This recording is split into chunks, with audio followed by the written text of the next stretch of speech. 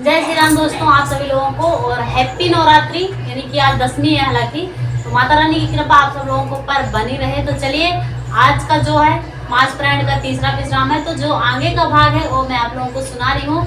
तो आप लोग जरूर सुनेगा। यदि न्यू है तो सब्सक्राइब करिएगा, शेयर करिएगा और कमेंट जरूर करिएगा, तभी आप लोगों को नेक्स्ट वीडियो देखने को मिलेगी। तो चलिए पढ़ते हैं। जय इमि गावहि वेद बुध जाहि धरहि मुनि ध्यान, सोई दशरथ सुत भगत हित कौशलपति भगवान। जिसका वेद और पंडित इस प्रकार वर्णन करते हैं और मुनि जिसका ध्यान धरते हैं, वही दशरथ नंदन भक्तों के हितकारी अयोध्या के स्वामी भगवान श्री रामचंद्र जी हैं। काशी मरत जानतु अवलोकी, जासु नाम बल करऊं बिसोकी। सोई प्रभु मोर चराचर स्वामी, रघुवर सब उर अंतर जामी।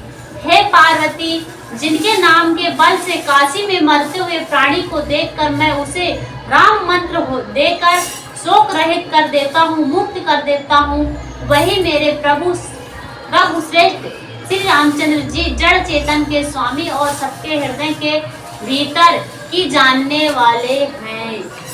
विवसहु जासु नाम नर करहि, जन्म अनेक रचित अगताहि।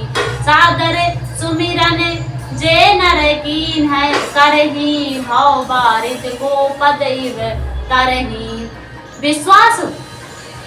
विवश होकर बिना इच्छा के भी जिनका नाम लेने से मनुष्यों के अनेक जन्मों के किए हुए पाप जल जाते हैं, फिर जो मनुष्य आदर पूर्वक उनका स्मरण करते हैं, वह तो संसार रूपी दुस्तर यानी समुद्र को गाय के खुर से बने हुए गड्ढे के समान अर्थात बिना किसी परिश्रम के पार कर जाते हैं।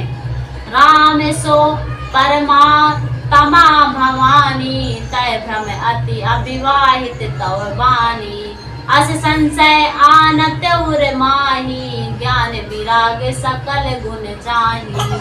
हे पार्वती, वही परमात्मा श्री रामचंद्र जी हैं, उनमें भ्रम देखने में आता है। तुम्हारा ऐसा कहना अत्यंत ही अनुचित है।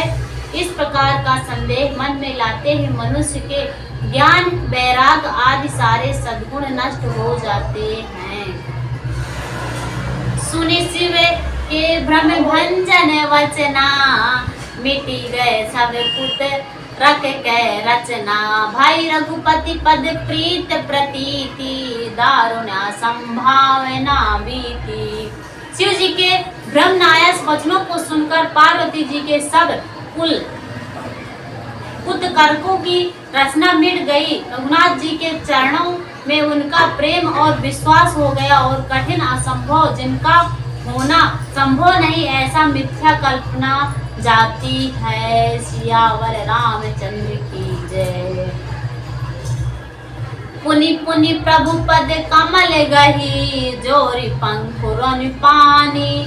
बोली गिरिजा वचन वर, मनहु प्रेम रस सानी। बार बार स्वामी शिव जी के चरण कमलों को पकड़कर और अपने कमल के समान हाथों को जोड़कर पार्वती जी मानो प्रेम रस में सनकर सुंदर वचन बोली। अब क्या माता पार्वती जी बोलती हैं और आगे सुनिए। शशि कर सम सुनि गिरा तुम्हारा, मिटा मोह दर दापत भारी। कृपा कृपालु सब संशय रहूं, राम स्वरूप जानि मोह परऊं। आप कि चंद्रमा की किरणों के समान शीतल वाणी सुनकर मेरा अज्ञान रूपी शरद यानी ऋतु की धूप का भारी ताप मिट गया। हे कृपालु, अब आपने मेरा सब संदेह हर लिया। अब श्री रामचंद्र जी का यथार्थ स्वरूप मेरी समझ में आ गया। नाथ कृपा अब गाय हूँ विसाधा, सुख भयो प्रभु चरण प्रसादा। अब मोहि आपन किंकारी जानी, जपति सहज जड़ नारी आयानी। हे नाथ, आपकी कृपा से अब मेरा विषाद जाता रहा और आपके चरणों के अनुग्रह से मैं सुखी हो गया। यद्यपि मैं स्त्री होने के कारण स्वभाव से ही मूर्ख और ज्ञानहीन हूँ, तो भी मैं आप मुझे अपनी दासी जानकर प्रथम जो मैं पूछा सोई कहाऊँ, जो मुँह पर प्रसन्न प्रभु अहाऊँ। राम ब्रह्म चिन्मय अविनाशी, सर्वरहित सब उर पुरवासी। हे प्रभु, यदि आप मुझ पर प्रसन्न है तो आप बात मैंने पहले आपसे पूछी थी वही कहिए। यह सत्य है कि श्री रामचंद्र जी ब्रह्म है, यानी कि ज्ञान स्वरूप है, अविनाशी है, सबसे रहित है और सबके हृदय रूपी नगरी में निवास करते हैं।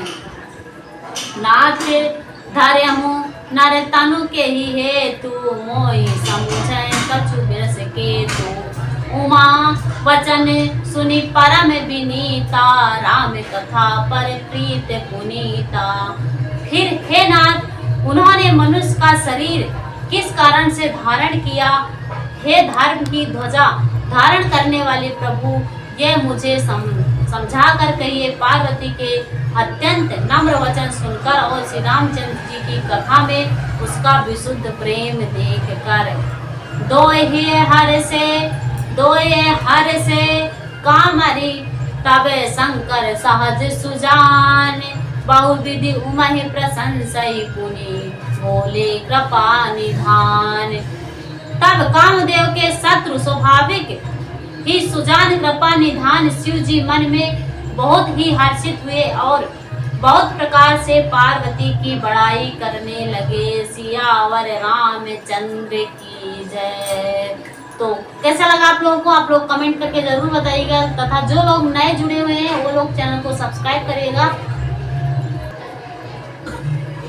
तो अभी मतलब शिव जी पार्वती जी को समझा रहे थे श्री रामचंद्र की सारी कहानी, मतलब कैसे उनके साथ क्या हुआ था, 14 वर्ष वनवास गए थे, ये पूरी यानी कि राम कथा सुना रहे थे पार्वती जी को। और पार्वती जी बड़े मन ध्यान से सुन रही थी।